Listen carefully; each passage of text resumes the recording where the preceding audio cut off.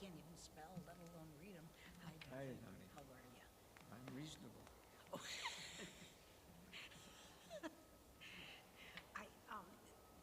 Who told me? I went out to lunch with some of my friends from Highland, no, from Louise Slaughter's days. And one of them, an Episcopalian, showed me a statement that Pope Francis has made about Trump. Oh, And I can't find it. I would like to see I'd that. like, if Yeah. I see it, I'll get it to you. Yeah, yeah, Can't be good. yeah. Hey, Jeff, good morning.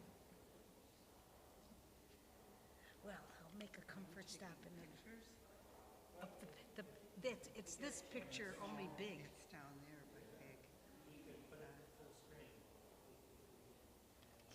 What would we do without him? We don't know what to do with him, but we don't know what to do without him. It's funny, she set up something else. I can't figure out what it is.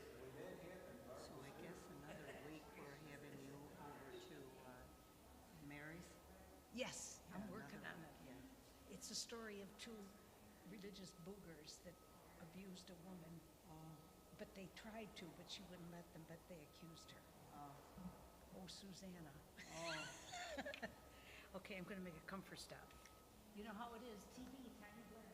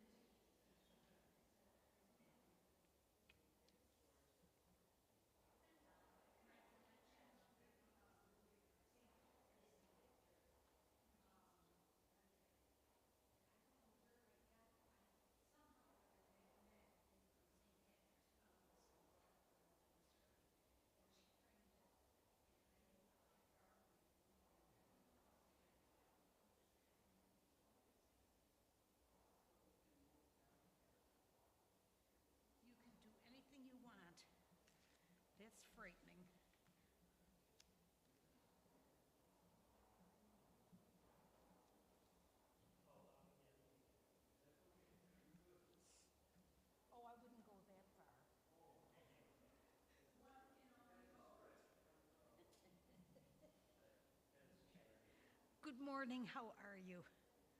Good.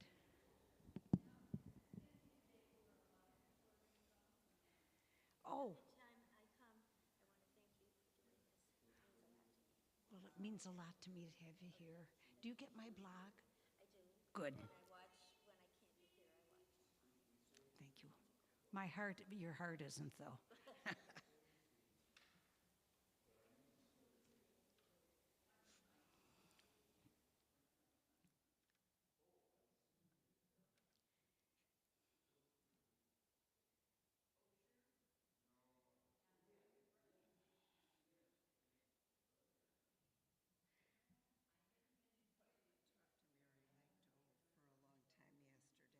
We've been, she's the other grandmother to Yes, yes, to our kids, and we were talking about Trump. It's making me so nervous. it is. And What is he doing? he's trying to gain power, and Well, revenge is his first yeah. thing. But the courts seem to be holding. And Yeah. what am I doing wrong? 95 first week, 55 the second week. Watching or altogether? No, 95 the first week and then 55 last week. Watching. Yeah, yeah, oh yeah. Oh, wow. So the first week went up by like 20 or 30. And then the second week went up considerably here, attending. Yeah. Yeah, I think so, yeah. Wow. How was this? Is this too far from? No, I'm fine. Everything's under control. That's frightening. I wanted like some large fries. Oh, here comes a problem with a capital P.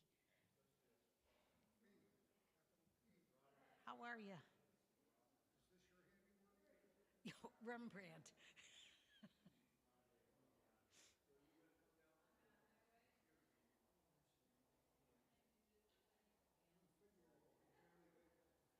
Yeah.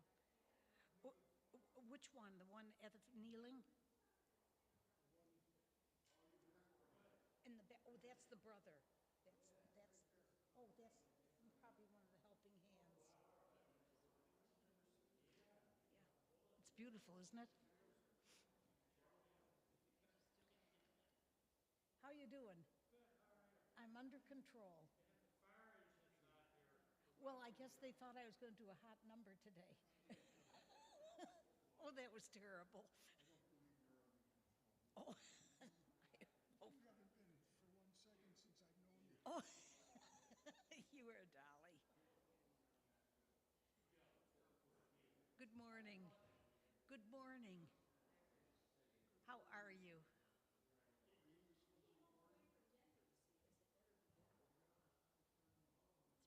I know, it's been so damn long. Holy Mary, pierce me through. If I weren't Christian, I'd be a Jew.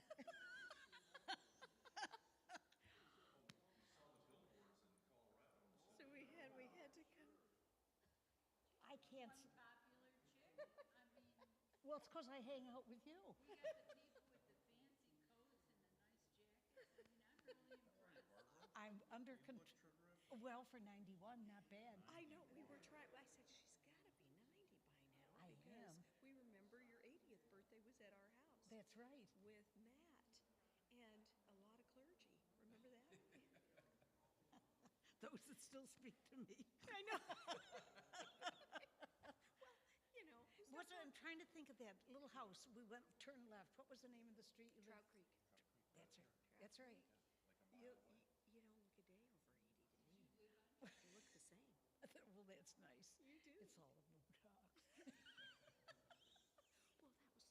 Yeah. Good move. You did good with it, if that's Yeah. know. How long are you here for?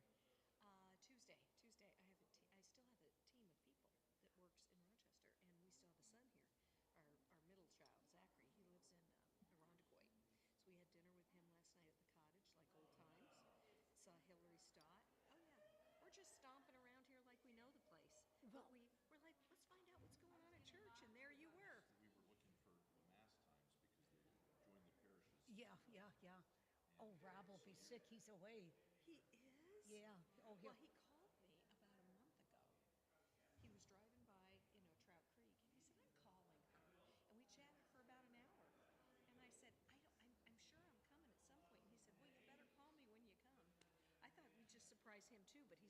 Not here. Are you going to stay? Oh, yeah, Oh, we're here for you. oh, God.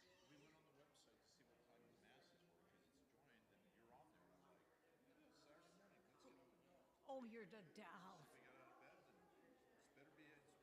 Oh. Hi, Michael. Good. John.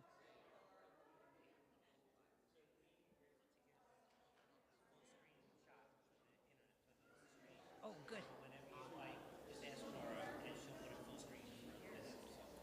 Perfect.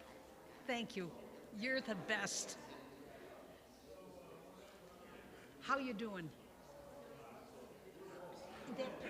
That picture you showed me last week, all of a sudden I realized I have one in my living room. Yeah. Yeah. Kristen Malone. Yeah.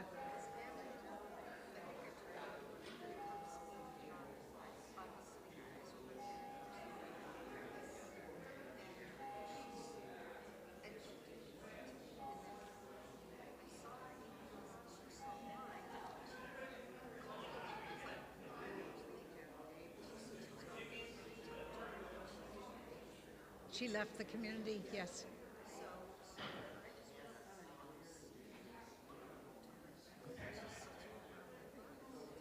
It's great. Brings back all kinds of memories, doesn't it? Well, thank you. Oh, good morning. Pardon me? Pardon me? Yes, I'm going to explain it. Well, it's that time again. Okay.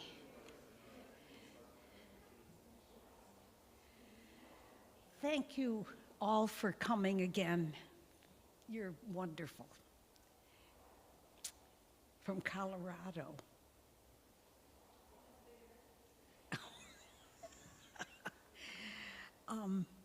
I just wanted to remind you that next week you're off because there's a memorial mass, and then we'll gather for our last coming together. So let's just take a moment to thank God for another day of life, to welcome all our friends online.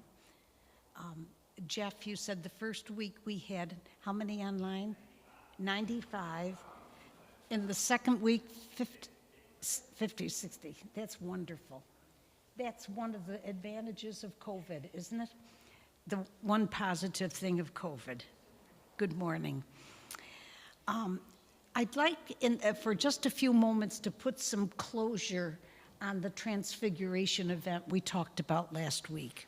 And for those who are new to us today, our theme throughout this Lenten season has been the Gospels of Lent and how they reflect Lent in the lives of those who participated, and yet resurrection as well. So last week we did the Transfiguration, and I just want to share with you a couple of Lenten moments and resurrection moments before we jump into the prodigal son.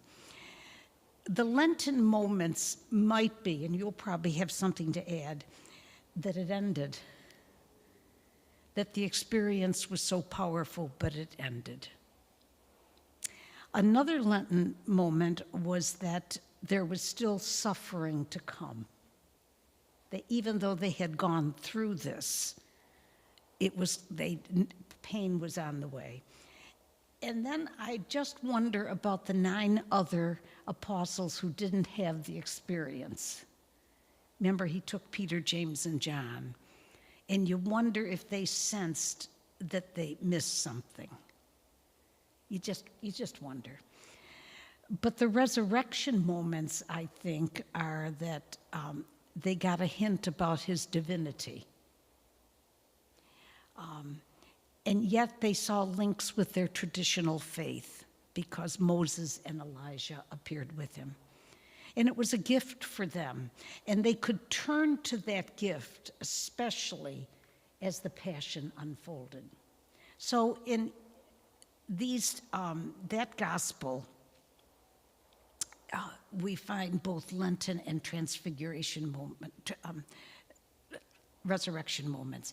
This morning, we're going to deal with the prodigal son. And I want to thank Ruth Ann Trippi. She isn't here. Ruth Ann and Meg Chides, friends of mine when I worked at St. Patrick's and Victor. And Meg had this picture, and she's loaned it to me consistently. And Ruth Ann brought it today from Victor, but had to go back home. And Jeff is showing it to everybody online. It's a Rembrandt, and we'll get to that in a minute. Good morning and welcome.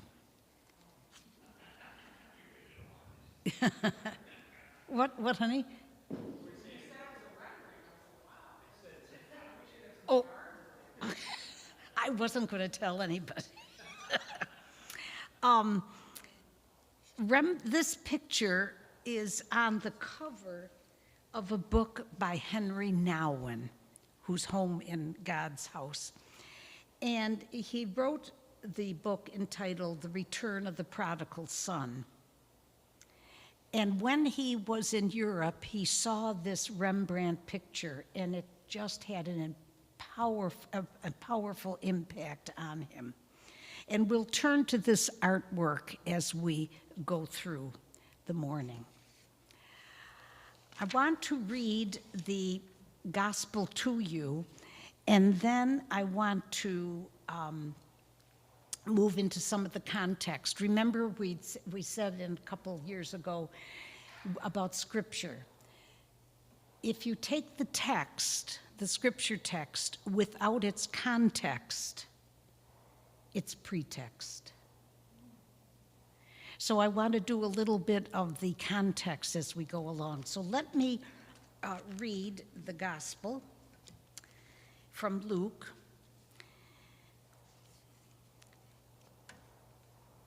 Tax collectors and sinners were all gathering near to listen to Jesus. This man welcomes sinners. This man welcomes sinners and eats with them. And so to them, Jesus addressed this parable. A man had 2 sons, and the younger son said to his father, "Father, give me the share of your estate that should come to me." So the father divided the property between them. After a few days, the younger son collected all his belongings and set off to a distant country where he squandered his inheritance on a life of dissipation. When he had freely spent everything, a severe famine struck the country, and he found himself in dire need. So he hired himself out to one of the local citizens, who sent him to his farm to tend to the swine.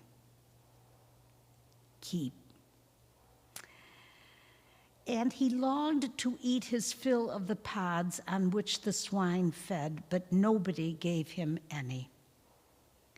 Coming to his senses, he thought, "How many of my father's hired workers have more than enough food to eat, and here I am dying from hunger? I shall get up and go to my father and say to him, 'Father, I have sinned against heaven and against you. I no longer deserve to be called your son, so treat me as one of your hired hands.' So he got up and went back to his father. And while he was still a long way off, the father caught sight of him and was filled with compassion. He ran to his son, embraced him and kissed him, and said to him, his son said, 'Father, I have sinned against heaven and against you. I am no longer deserved to be called your son.' But his father ordered the servants and said, 'Quickly, bring the finest robe and put it on him, put a ring on his finger and sandals on his feet. Take the fattened calf and slaughter it. Then let us celebrate with the feast, because this son of mine was dead and has come back to life again. He was lost and has been found.'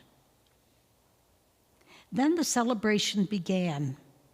Now the older son had been out in the field, and on his way back he neared the house, and he heard the sound of the music and dancing. He called one of the servants and asked, "What does this mean?" The servant said to him, "Your brother has returned, and your father has slaughtered the fattened calf because he has him back safe and sound." Well, the elder son became angry and refused to enter the house. His father came out to him and pleaded with him. He said to his father, "Look, all these years I've served you, and not once did I disobey your orders. Yet you never, ever gave me even a young goat to feast on with my friends. And when your son returns, who swallowed up your property with prostitutes, for him you slaughter the fattened calf." And the father said to him, "My son, you are here with me always, and everything I have is yours. But now we must celebrate and rejoice, because your brother was dead and has come back to life. He was lost and has been found."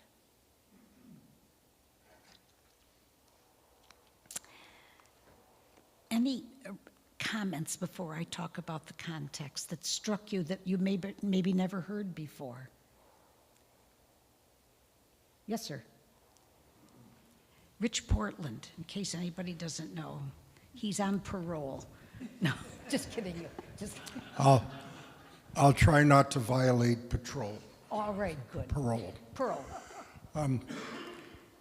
When Father Dahlin was pastor at St. John of Rochester, and he was preaching about this wonderful lesson, he said he had been in the school talking to the school children about it, and he asked them, "Who do you feel most sorry for in this story?" And a boy raised his hand and said, "The fatted calf." You see why I like him to come, the fatted cat. Not me, that was Father Dahlin. Oh, I know it. John. That's a good one. What I really like, and it's the first time I've noticed, is the consistency of the father in his words. When the son came home, he said, "My son is lost, now he's found." Right. And then the elder son challenged the father and pushed back. Yep. And the consistency of the words are exactly the way it was when the son returned. So regardless of how that elder son challenged the father was consistent. The father was consistent. And we need to remember that Jesus is telling this parable because in the beginning of the gospel, he's being accused by the religious leaders of eating with tax collectors and sinners. And what Jesus is trying to do, I think, in this parable is reflect with them about what God is really like. So let me share a few, thank you. Here we go. Colorado speaks. Oh, okay. Let me just share a few facts about Jesus' culture before we dig deeply into the story. Text without context is pretext. According to Jewish law, the elder son would receive double what the younger son received. Okay? And that gift, that inheritance, was to come at the death of the father. If the father gave some inheritance before his death, the children could not dispose of it. But the younger son did dispose of his inheritance, and in a manner that was so offensive to his culture and to his father. The younger son, when he left, has no claim of anything. When he left home, he has no claim on anything that he left. And that is why the father said to the elder one, "All I have is yours." For an old man to run was considered undignified. And yet Luke tells us when he saw the son, he just pulled up his garments and ran to embrace him. So one of the questions that I have and that Henry Nouwen has, who I love, do we find ourselves in any one of these three characters?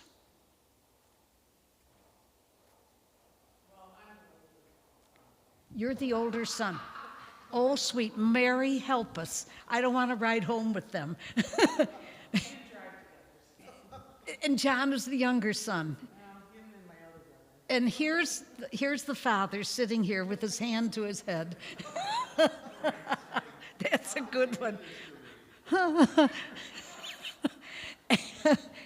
Oh my God, that was good. Anybody else, any comment? Yes, sir. Yeah, I mean, I hear the story, and, I can appreciate the story, the explanations I've heard all my life on Yeah. the story. But, the one thing that sort of strikes me is what's wrong with this picture to begin with? Uh-huh. You just look at the circumstances. The father is successful and has wealth, and for whatever reason, the younger kid is the rebel. Yes. And, so he decides to push the envelope a little bit and say, give me what I'm going to get, and I'm going to take off and do my own thing, Right. So he's the problem child. Yeah. And he goes off. Yeah, he's the prodigal. He goes off, and, at the end of the day, he fails. Yeah. Whatever he's trying to do, he failed miserably. And he comes back, and the father's reaction, I think, is a healthy, normal reaction as a parent. Whatever happens, you always worry, and you worry about the problem kid. Yeah. You got my son, the doctor or the lawyer or whatever, and you got the other one. And for the other one to react the way he did, kind of, it's not fair, Dad. That's what's wrong with the picture somewhere. Okay. Because, if siblings, even if they're different, and kids are all different, why the older sibling wasn't happy to find out that his kid brother is finally on the path and Yeah. coming back. And so I think that's what strikes me, is what's wrong with this guy? What's wrong? He still got whatever he was going to get, And more. and for him to not be able to accept his own brother, or not to have felt badly that this guy came off the rails. Yeah. That's kind of where I come from. Thank you. Thank you for that. Henry Nouwen, in his book, The Prodigal Son, says this, which I think is interesting. He writes, "I am the younger son. I am also the elder son. And I'm on my way to becoming the father."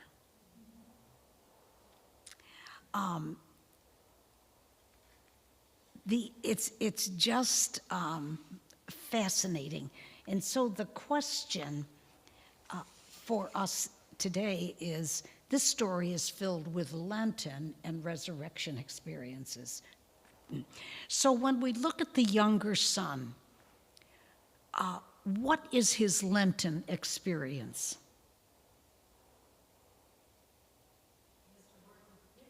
He had to work with pigs, which is so contrary to culture. So contrary. Living with them. I think he would have eaten them because he was in bad shape. All right. What are the pods? Pods? I think they're the result of the food that was given. If I could be all wrong, but yeah. The good part and what's left, the husks, yes.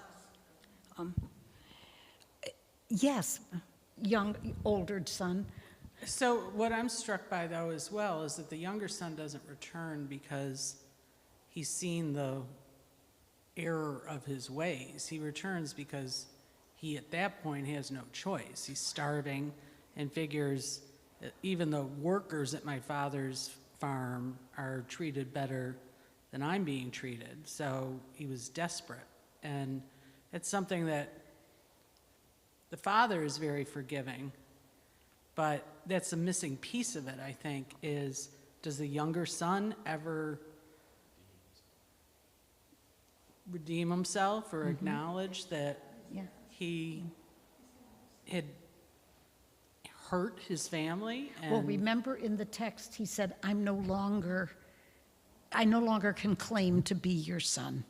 He figured that one out. But that's just shame. I mean, I guess I still, I don't. I agree with my sister in that when he came back, I no longer deserve to be your son. Okay, because I'll just be a worker. And he was returning not as the privileges of the son, but holy cow, I'll just go work on the farm. At least I'm not going to be living with the swine. Or dying. Okay.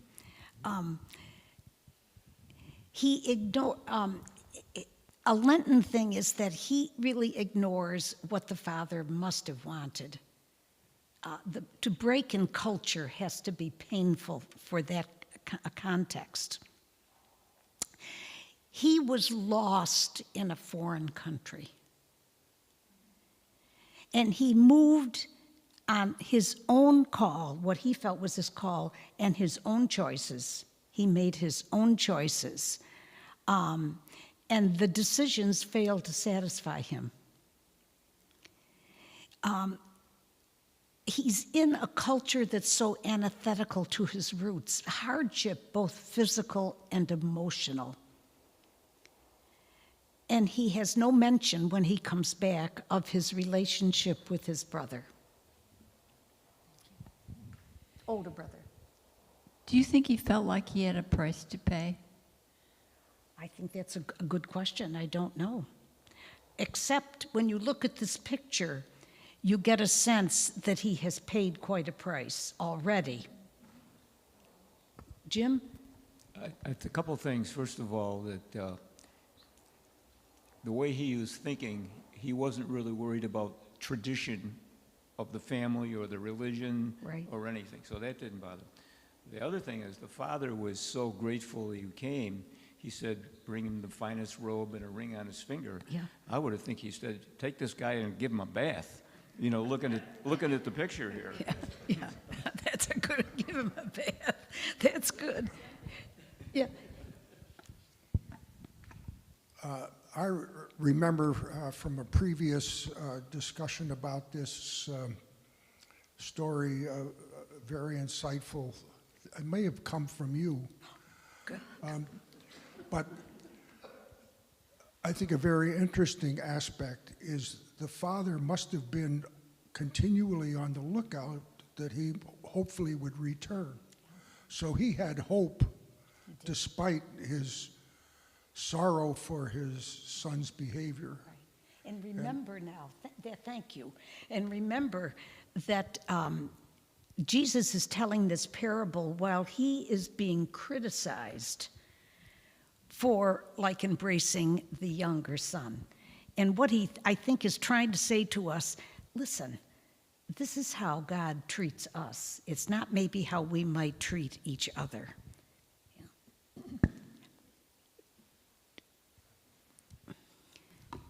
We have 3 children, and a situation in our family, this reminds me of a situation in our family.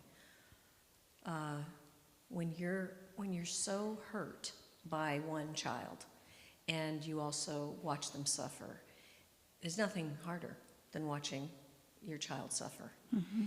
Whether it's because they're wayward, right? Or make bad choices, or whatever that is. There's nothing like watching your child suffer. And when a good child watches you suffer for the other child who doesn't seem to care that you're suffering and doesn't check in on you and doesn't seem repentant about their decisions and things, that child is, the good child is really hurt for you. We've had one of our children say, but what about me? I always make the right decisions, I always do the right things, and I'm mad at him because he hurt you. We don't find the elder son saying that, though, do we? No.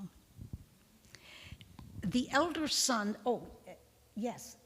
I just want to say, I've gone through my whole life deciding who is right. In the or story? wrong in the story. And a few weeks ago, it was the gospel. Yeah.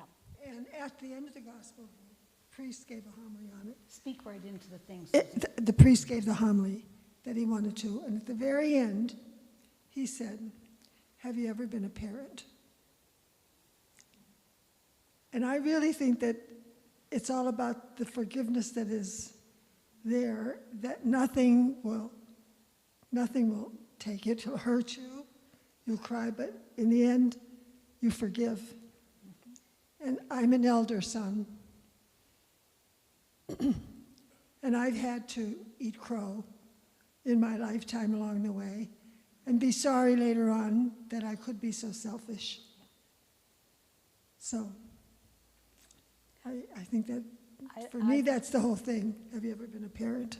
I was the younger son, and I didn't. You do. You see what it's none abuse, and thank you. I was so good, but I realized growing up, it took me until I got into some kind of maturity to realize the struggles my sister went through as the older. So I think your statement, being a parent, sees this gospel very different than someone like, I don't have any children. The elder son was a hard worker.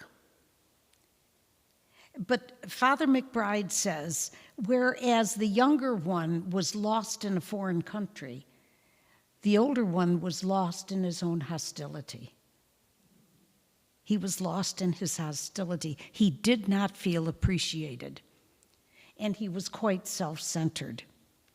And he resented his brother and his father's decisions.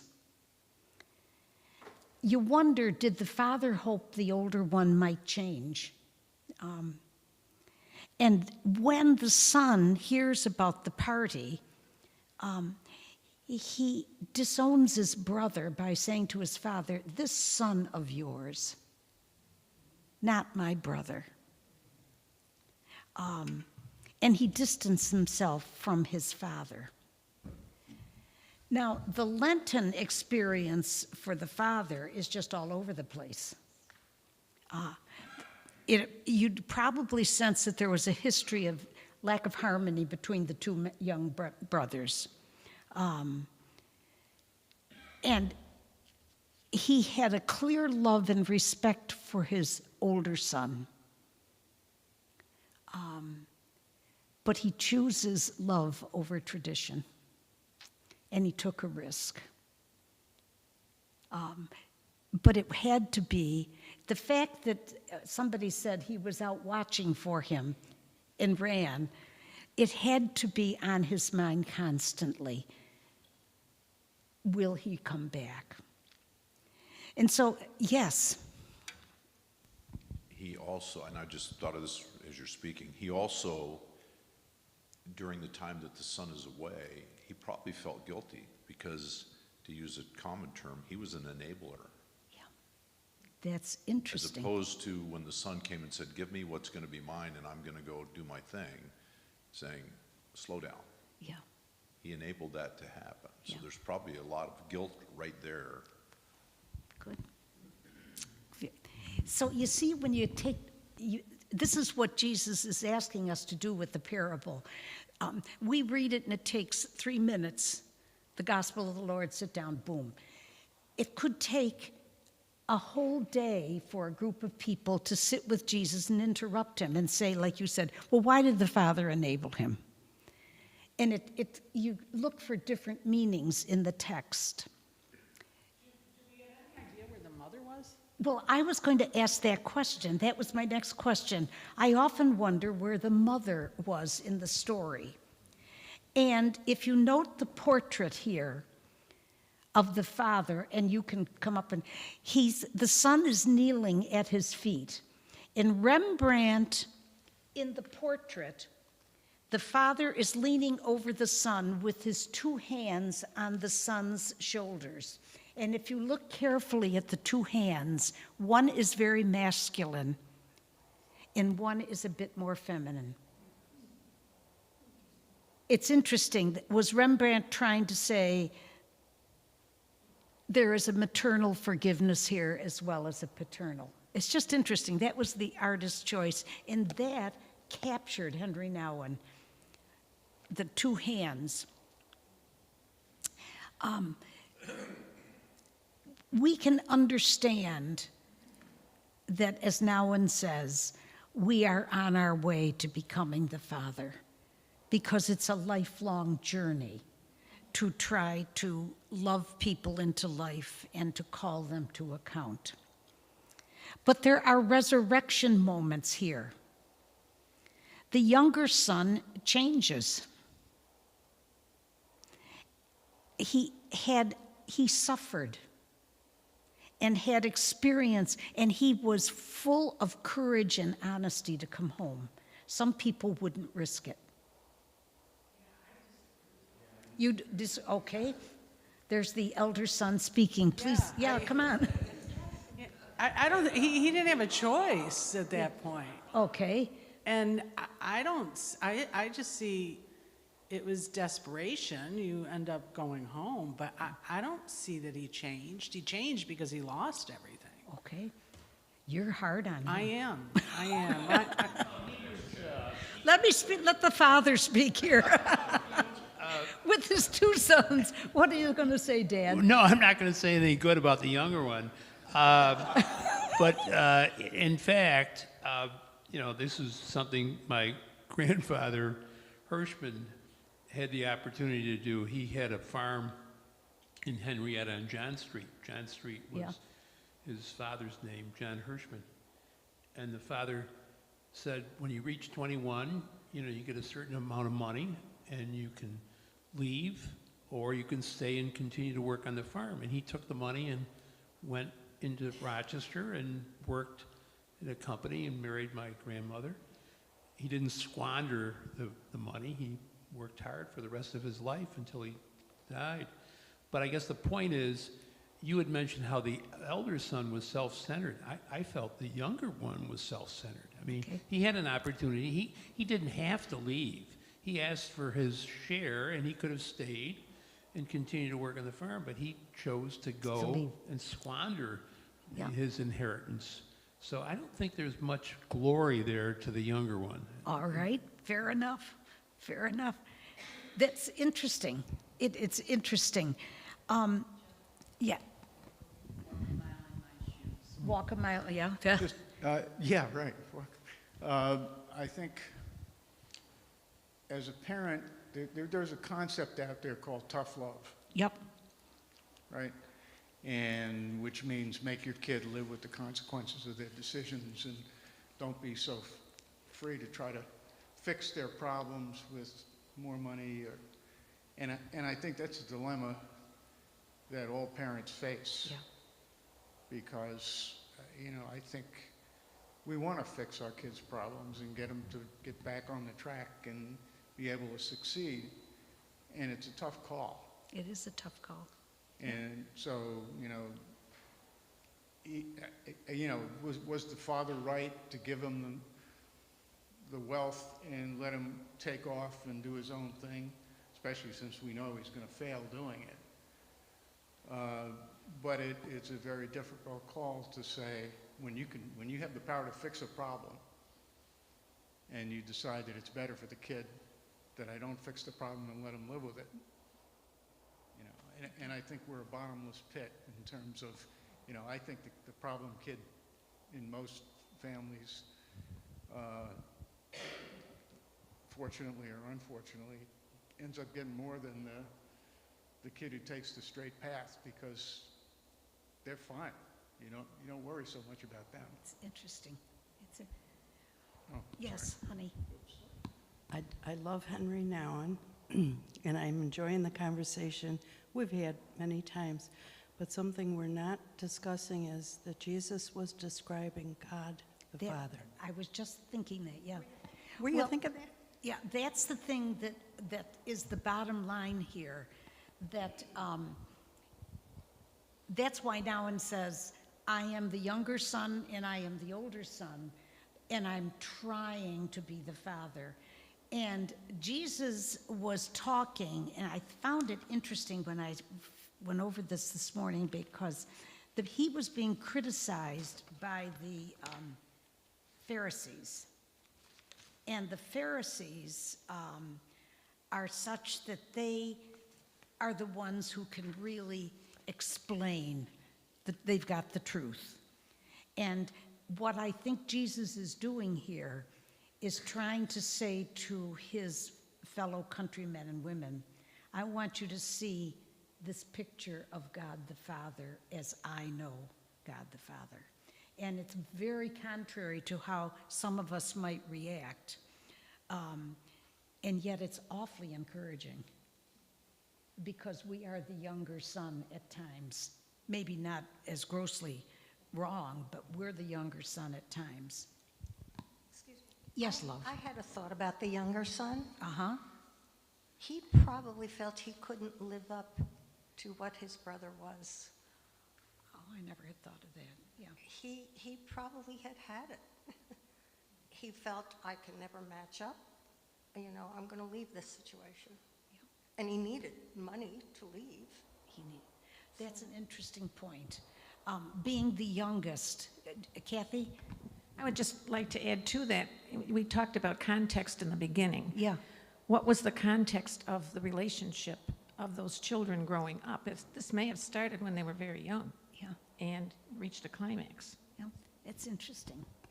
It makes us, yes? How much discussion we're all having about this, because I think in all of our lives we've experienced similar situations. I mean, much more so than I think the past 2 weekends.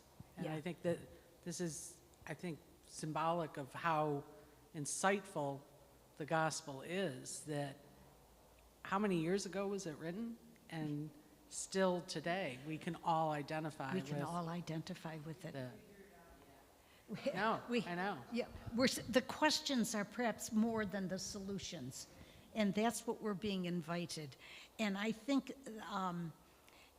the question is, let me go where I was here. The younger son really had a resurrection experience. I don't think he expected the reception he got. Take me as one of your hired hands. You think he expected it? Yep. And I think he had been through such a Lenten time that he was willing to even do the dirty work. The elder son, I'm not sure he had any resurrection experiences. Maybe you can see some. He never even called his brother by his name. He refused, when he heard there was a party, he refused to come into the party. He misses the resurrection moment when his father says, everything I have is yours, and you are with me always. He never calls his father, Father, like the younger son does. So it's interesting. And the father's resurrection moment is he sees his son find new life. But there's a resurrection, as we understand it, often comes after death, because in many ways that younger son died. How do we know that the older son, after it ends, doesn't have We don't, and that's what we hope for. We don't know, but he's. She's sending you a Michael. She's sending you a message. Note the father comes out twice to each son. He runs to the younger one, and he goes out to the older one who's pouting because of the party. And he continues to extend love to both, and maybe both fail to see it in their father's action. Nouwen writes, God's vision does not measure out love to his children according to how they behave. And that is the critical thing, I think, for all of us. Yes, I'd be glad to. Let me read what Nouwen says.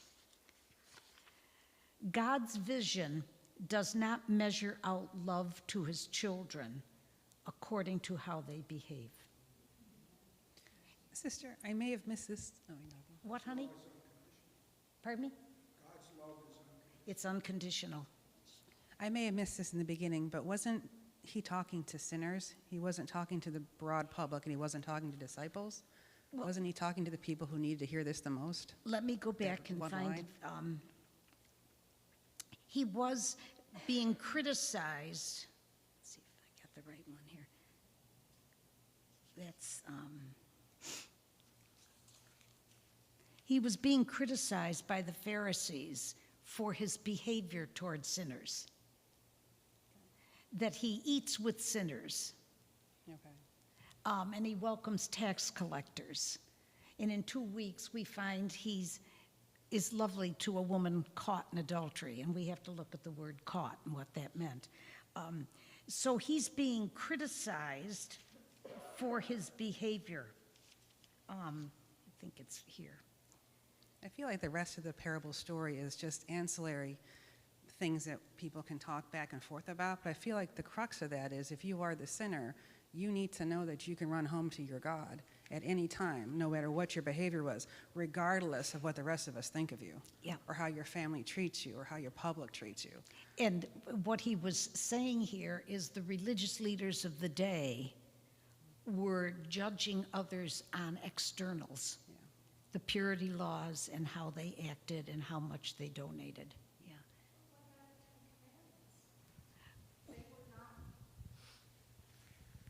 Then they were not living the Ten Commandments. Love Oh. your enemy as yourself, forgive. It just, But I hear your question. They were not living the Ten Commandments, but how do we call someone to their better selves? By harsh judgment. And that's the thing that makes the Christian God so amazing. Approachable. It's not that he wants you to continue the behavior. He says to the adulterous woman, and go sin no more. He calls us to account, but he lowers the barrier between us and him. And the question is, where do we find ourselves in this parable?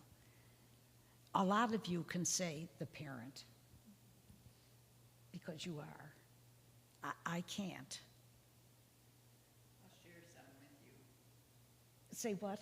I'll share a line with you. Okay.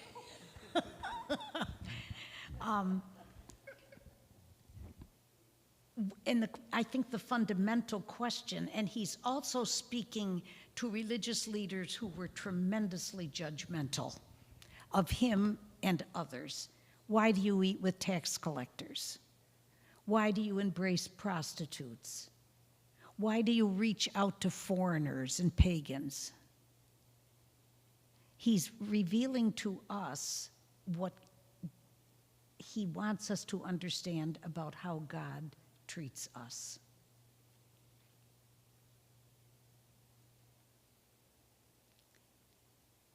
How are we doing? Oh, we're doing okay. It's very happy. It's what, dear? It's very happy. It's a heavy, and it would take Jesus almost the longest time because there would be good questions. Well, I had a brother like that, and the only way he turned around was we isolated him. And Jesus was trying to say, we have to do the best we can with one another.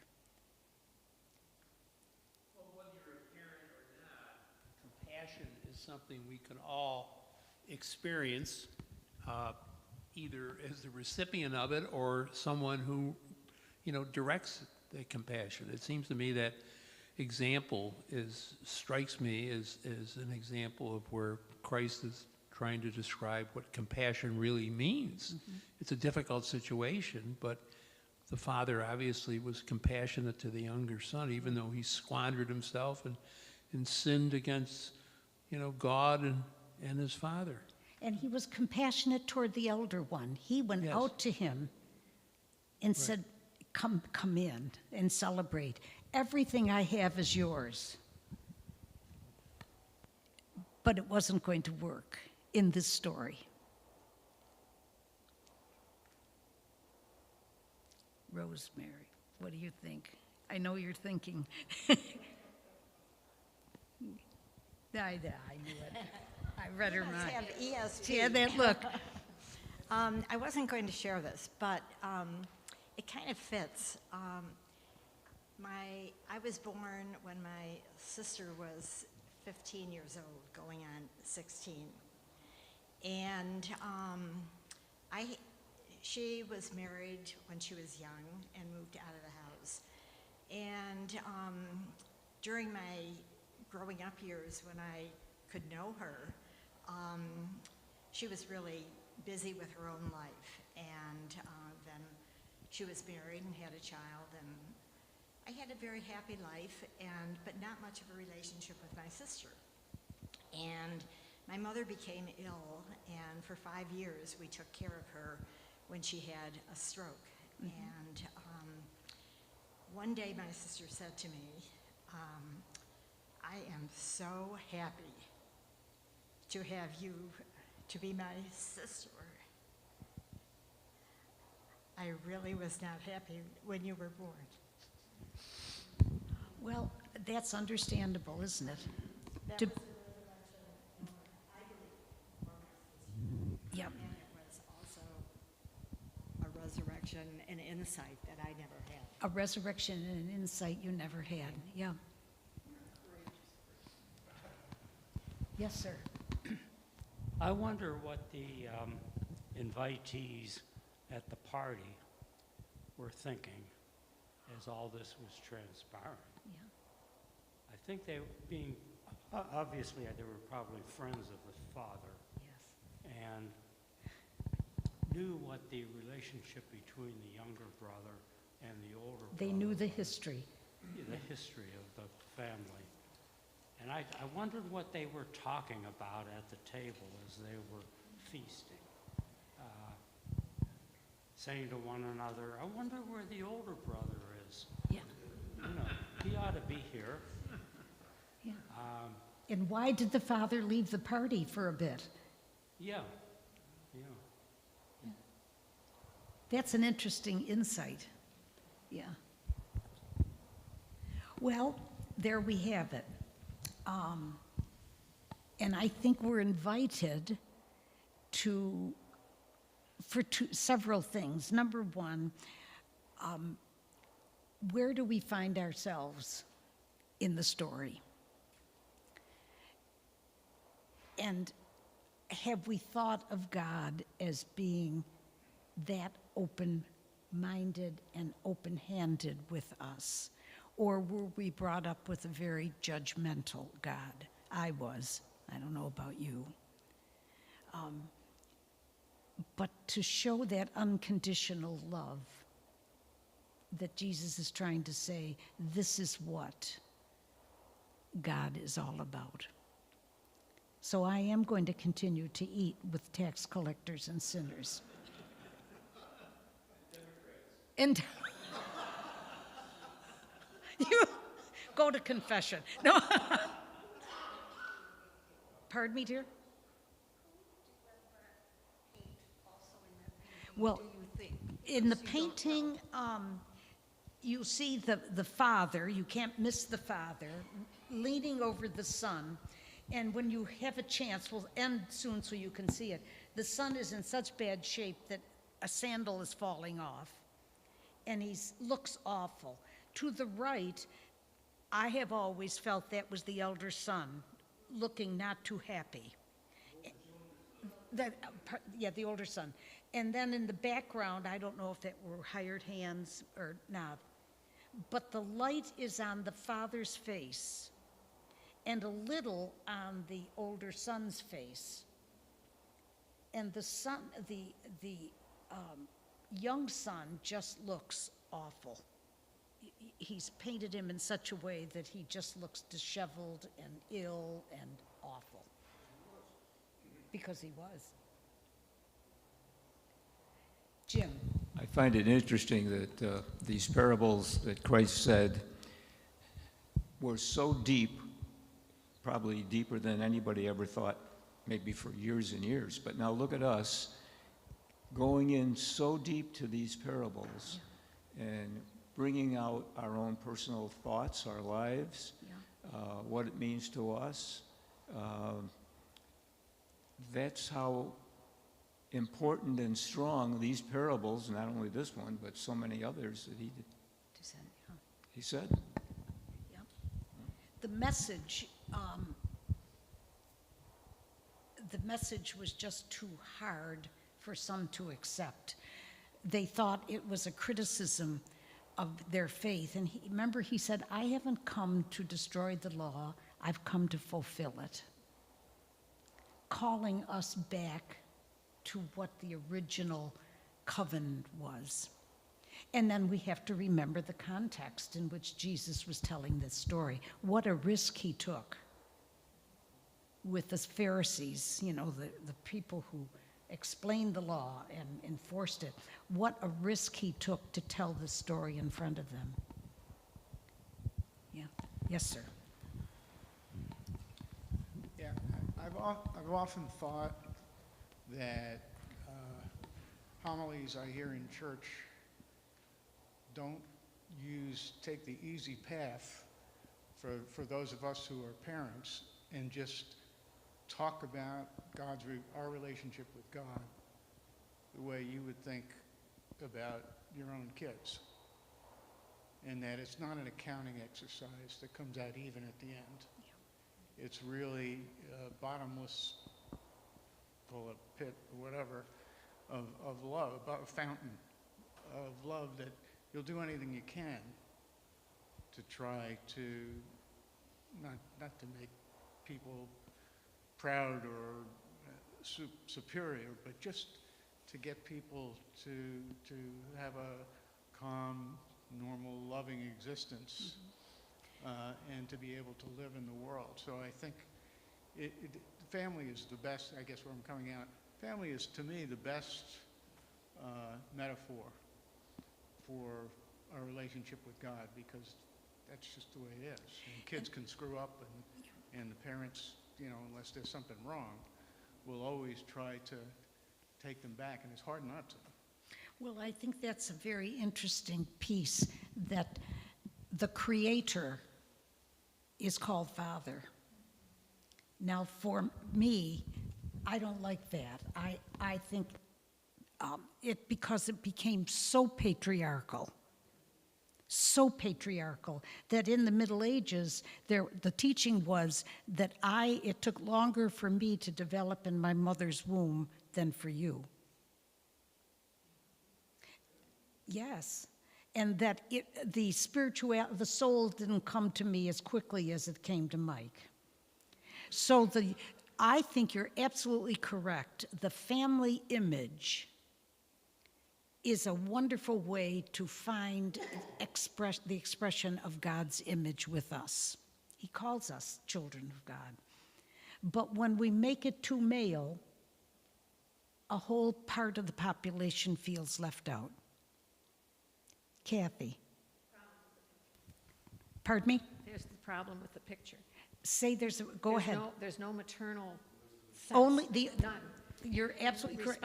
In response to this gentleman over here who was sitting around the table, it's a very good question. I would imagine there weren't any women. They probably were in another room. That's right. So that context that we think of, things coming from the mother, the maternal, caring, whatever, probably wasn't there. Yep. Well, it came in a different way. Yeah, and that's why Rembrandt tried to include the maternal thing with the hands, but it's very missing. You'd have to really be. Yeah, but the context is critical. Yes, I agree with that. God bless you, love. Well, we've got a few more minutes. Let's close. And remember, we're not here next week, but take all the time you want to explore this picture because it is a gift that my friends from St. Patrick's and Victor, where I worked, brought and left, and we'll pick it up tonight. Where is the original? The Louvre? Let me see. It's in here. I think it's in St. Petersburg. Really? Wait a minute.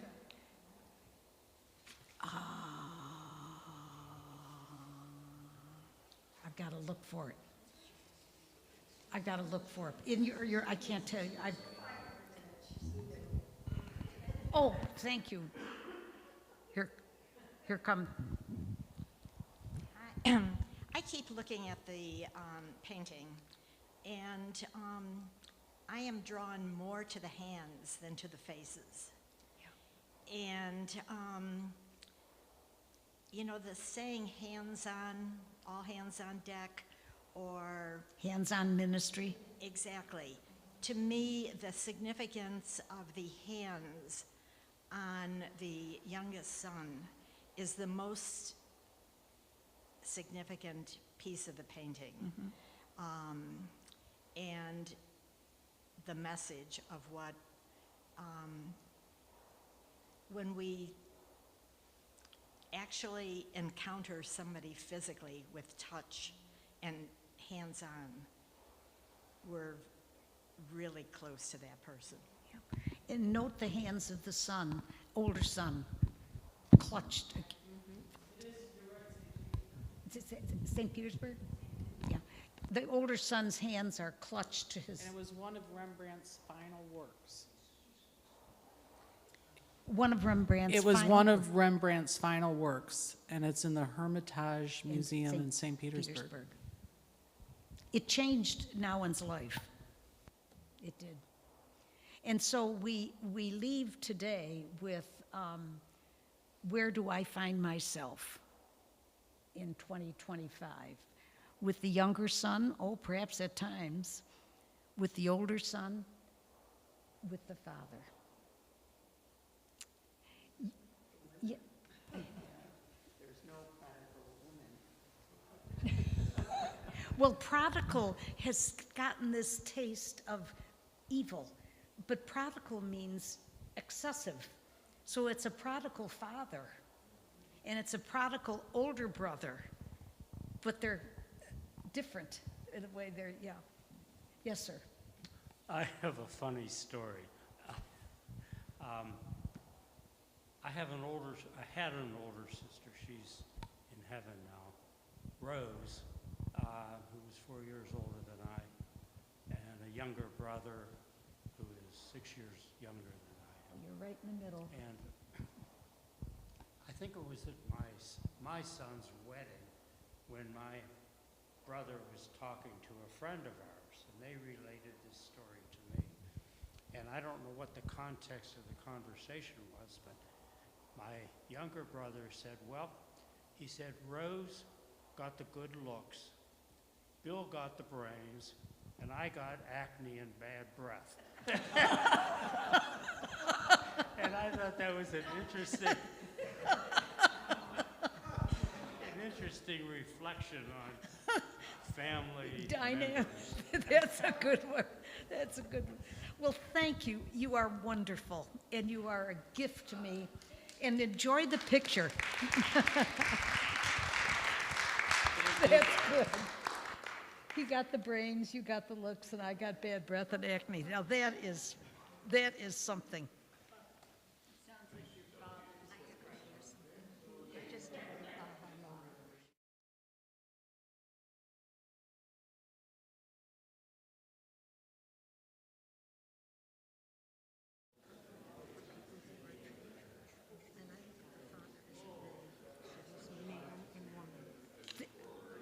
I never thought of that. Thank you. Thank you. Yeah. Yeah. Thank you. Do you think we ought to set that up on a chair so people don't have to bend? Good idea. Okay, honey.